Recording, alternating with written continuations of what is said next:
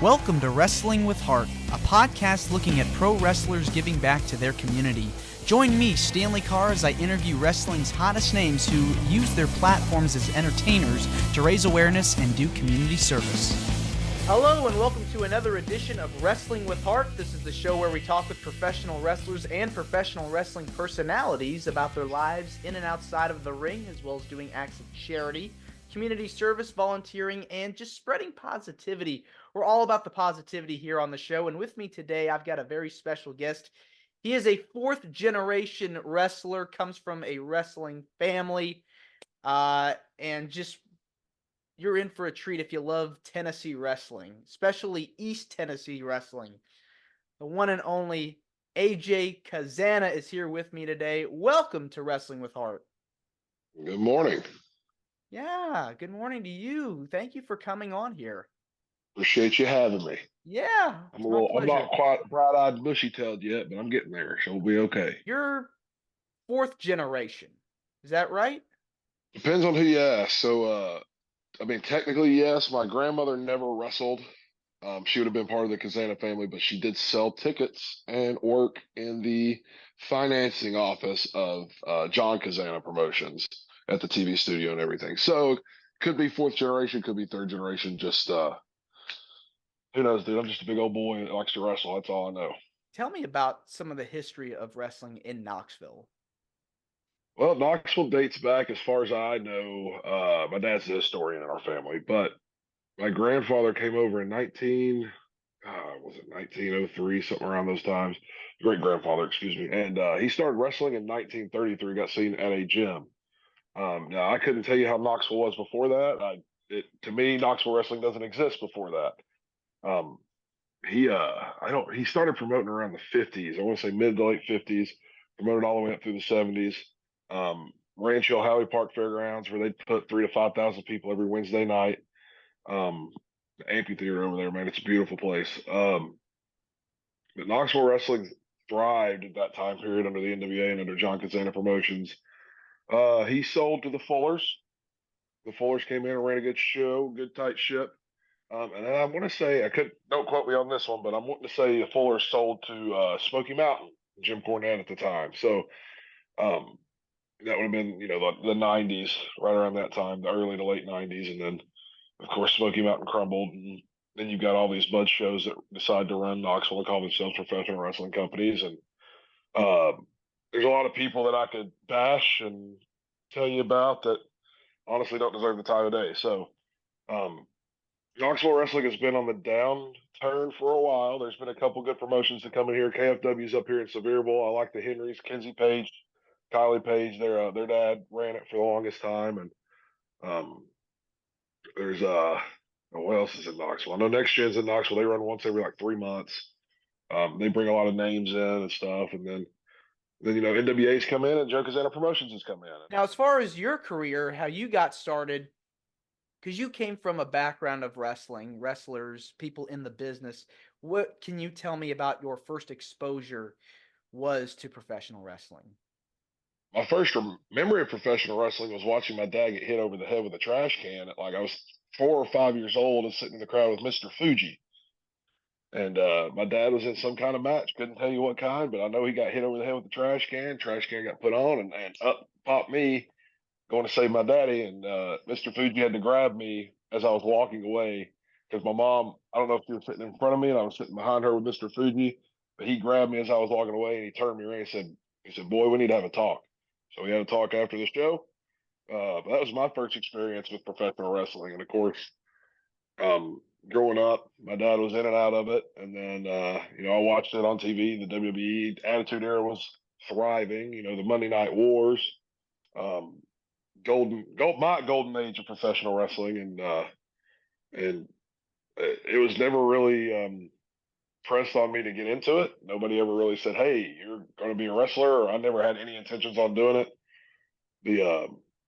My dad had his retirement match, his first of what seems like 5 now. But he had a match, and he got me and my little brother involved, and as simple as making a run in and doing a hip toss. And and I just got the itch because I'd played football my whole life. I played at the University of Tennessee, where I got to run through the Power T in front of 96,000 people, and like that high and that adrenaline and that just the rush that you got from that. Professional wrestling's the closest thing I've gotten to it. Going out and performing in front of a bigger crowd, going out and performing in front of anybody. Um, so I kind of got into it by accident, and I got into it a little late and trained with Dr. Tom, and it was 3 years ago now, and it's been lights out since. So we're doing all right. Let's switch gears and talk about the stuff you do outside of the ring. What kind of charity work have you done outside of wrestling? What organizations have you partnered up with? So wrestling consumes most of my life. I do have a small part-time job that I supplement money from to help me go off grid faster.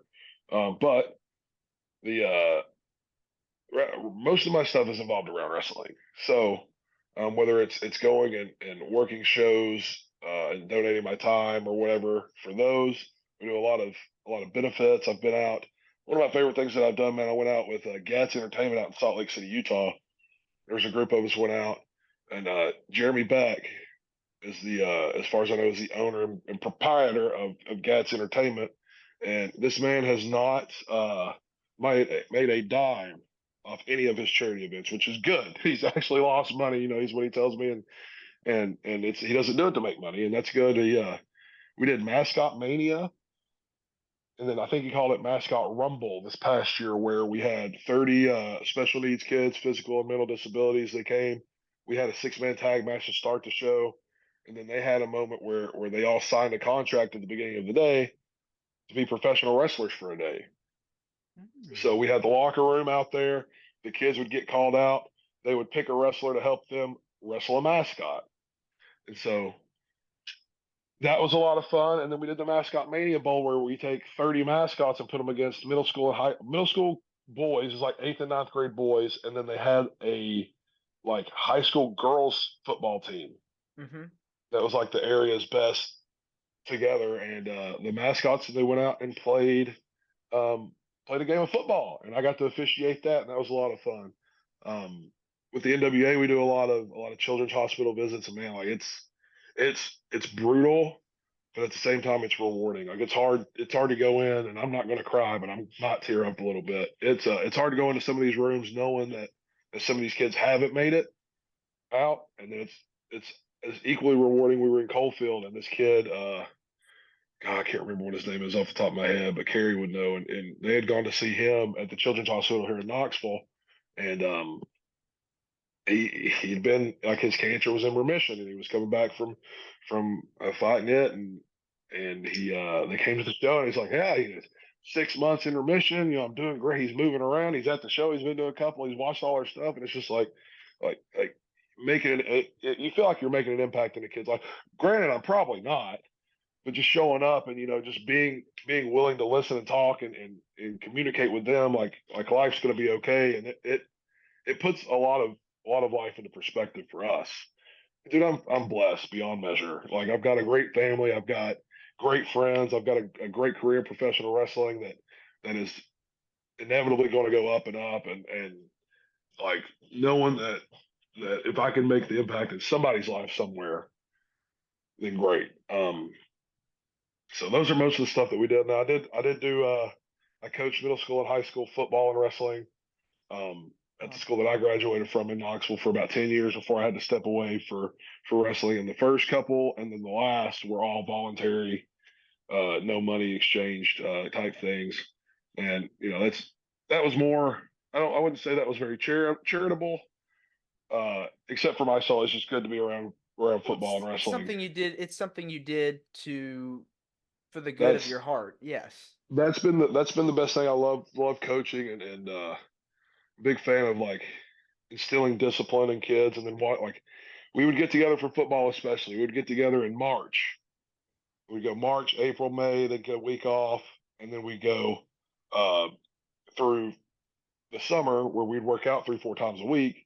Hmm. And these are middle school kids, mind you. And then by the time football rolls around, we've got our structure set up, and they're out stretching themselves before practice. And then they're we did the Nick Saban's big on tucking your shirt in before you go to the weight room.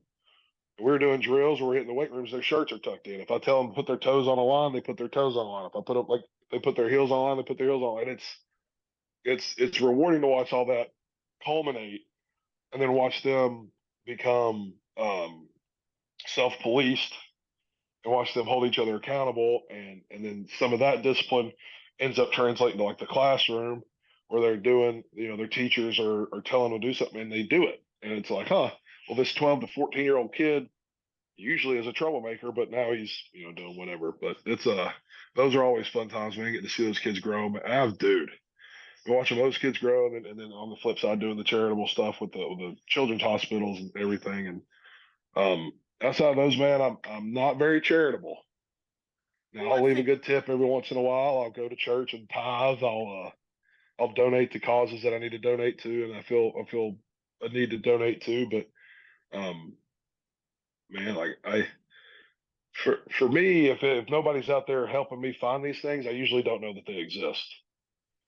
So uh, but we try to do a little bit here and there, and I look forward to doing more in 2024 as wrestling does pay more bills for me, and I can take more time off and go put my name put my name out there for the NWA and be a brand ambassador. My whole goal is to be a brand ambassador for the National Wrestling Alliance, where I can do interviews like this. I can go do the charity stuff because it's fulfilling, and it helps keep you grounded in a world where we're larger than life and where we think we're we're hot stuff, and it keeps you humble and it keeps you grounded, and that's important, I think, in life. So yeah. yeah, definitely agree Oh with yeah. that stuff.